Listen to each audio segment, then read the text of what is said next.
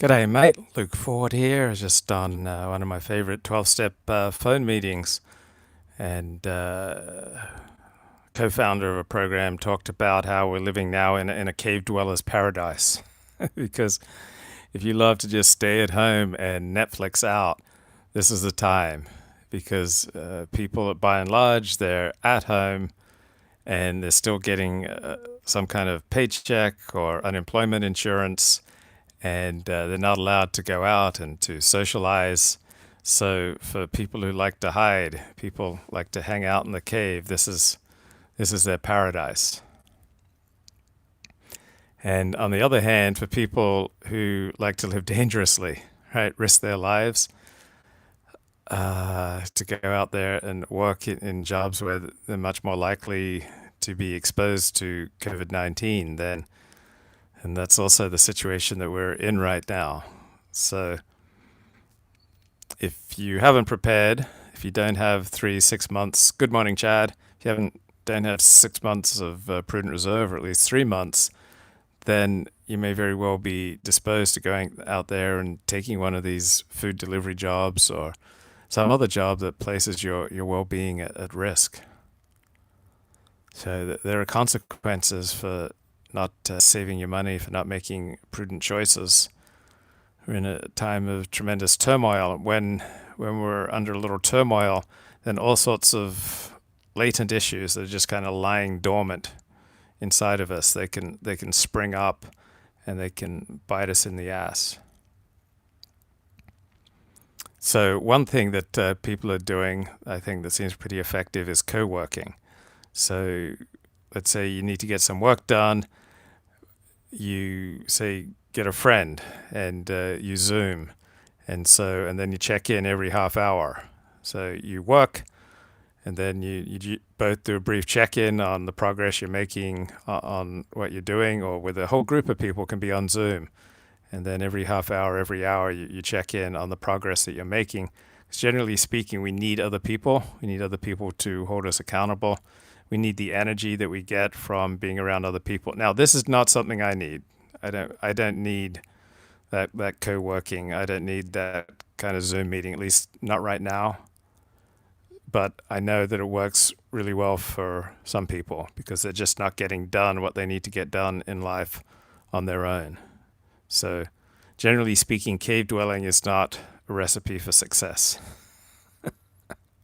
So we need human connection. Of course, you want to be very careful about who you connect with, whether they're people who bring out the best in you or who encourage the worst in you.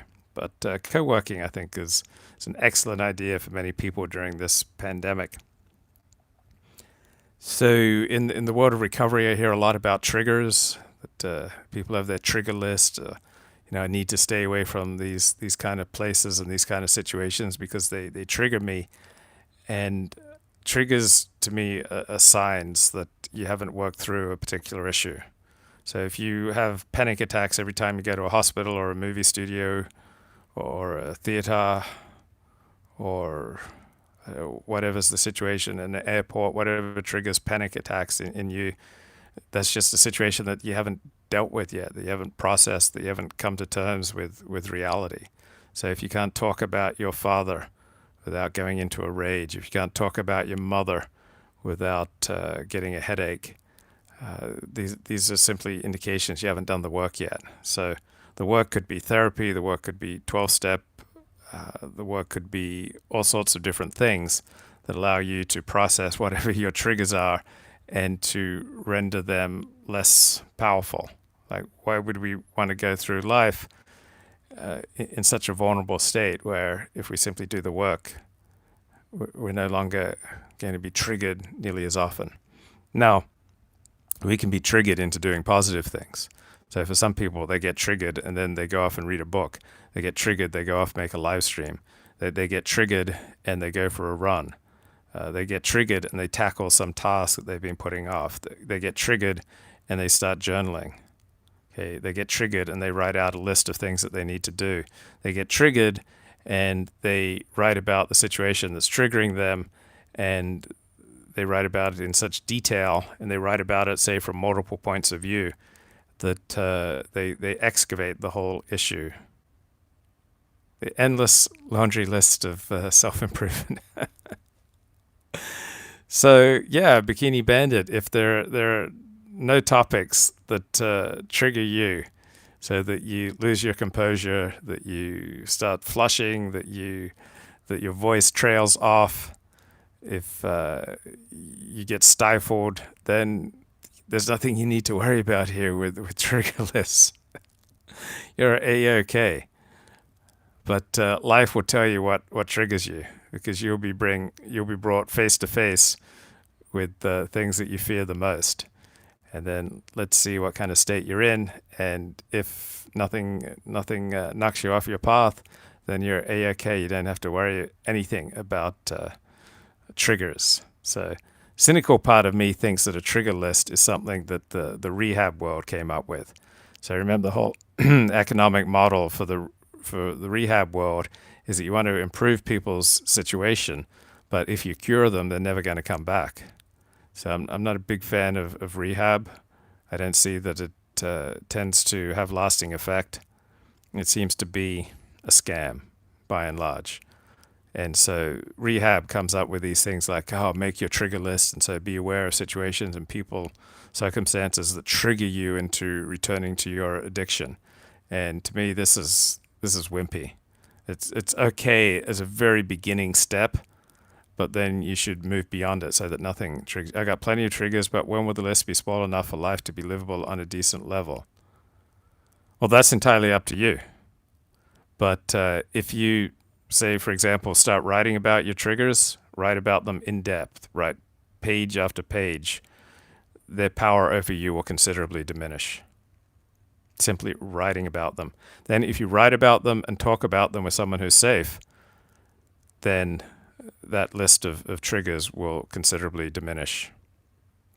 Then if you write about them, talk about them with someone safe, like a good therapist or with a buddy in a 12-step program, then they should diminish to virtually nothing.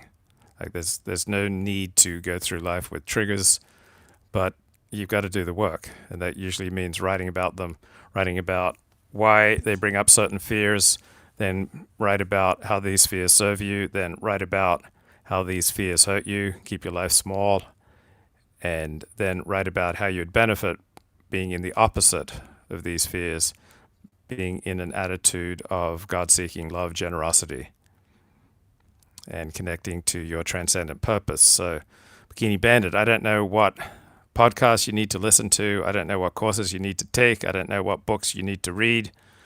But there are podcasts, books, courses out there that will completely transform your life, and you will light up, and you will be connected with your passion, and you will move forward in life, and you'll be excited. But I don't know what the courses are that you need. I don't know what the podcasts are that you need to listen to that will light you up and set you off like a rocket towards your dreams. Then add some final thoughts on limiting beliefs. So for many people, limiting beliefs is simply reality. Like, not everybody is cut out to be a leader of a group of hundreds of people. Okay, not everybody is built for that. I'm not a particularly conscientious person, so I'm not the type of person you want checking the engines before the plane takes off. I'm not built to be an accountant or a treasurer. Right? I'm not built to work in patent law. I'm middle-aged. That podcast better come along soon. Bro, it is out there. You just need to perhaps go to self-improvement podcasts and then start giving them a shot and see which ones really speak to you. So there's Tim Ferriss, The 4-Hour Workweek. Many people love that one. I don't think I've actually listened to it, but there's a podcast out there that'll light your fire. So for some, when people talk about limiting beliefs, it's just simply really coming to terms with reality, that they're not cut out to be particularly detail-oriented. They're not cut out to be a leader. So a lot of limiting beliefs are just simply coming to terms with reality. For example, I could work on my singing for an hour a day, and I would still at best be a mediocre singer. Right? That's not my gift to the world is to sing. All right. I could work on my running and I will never be a great runner. Okay. There are just all sorts of tasks that I'm simply not cut out for. So many limiting beliefs are just simply reality. Now, we also have unnecessary limiting beliefs because we're so familiar with living in the cave. Like we're so addicted to underachieving. We're so addicted to keeping things safe that there we're dealing with real limiting beliefs. So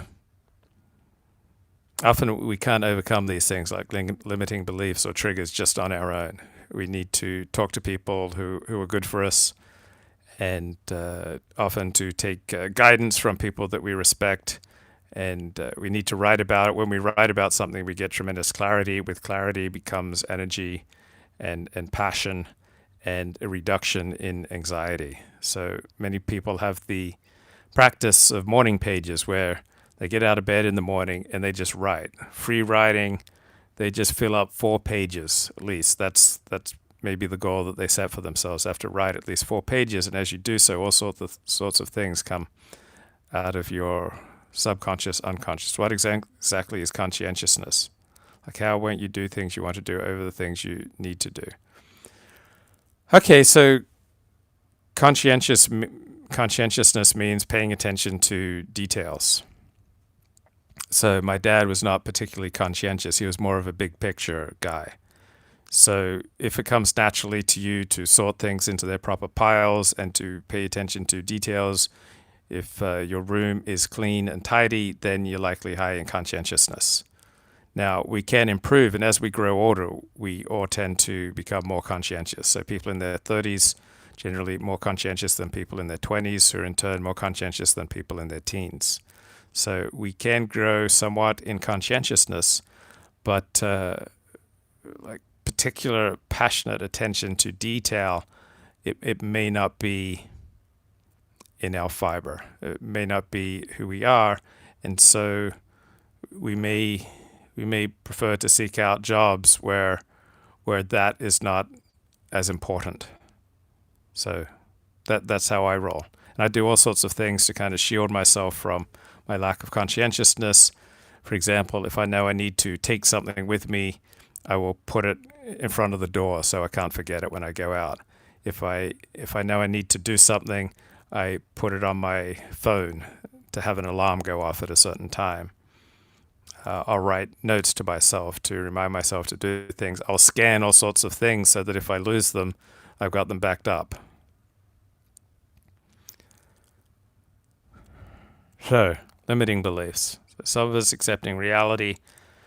Some of it's just choosing to live in the cave, choosing to live small because we're afraid of living big. So this has to do with fears that have unnecessary power over us. I'm talking about unnecessary fears, not legitimate fears, such as when a tiger is chasing you, you should be afraid. I watched The Rise of the Warrior Apes. Has anyone seen that documentary? It's about a pack of baboons in Uganda and how they hunt together and who becomes the alpha. And it's not always, the alpha male is not always the biggest and the strongest. Sometimes people who are good at forming coalitions will build a coalition and take down and beat up the strongest baboon in the pack and reduce him from being the alpha male.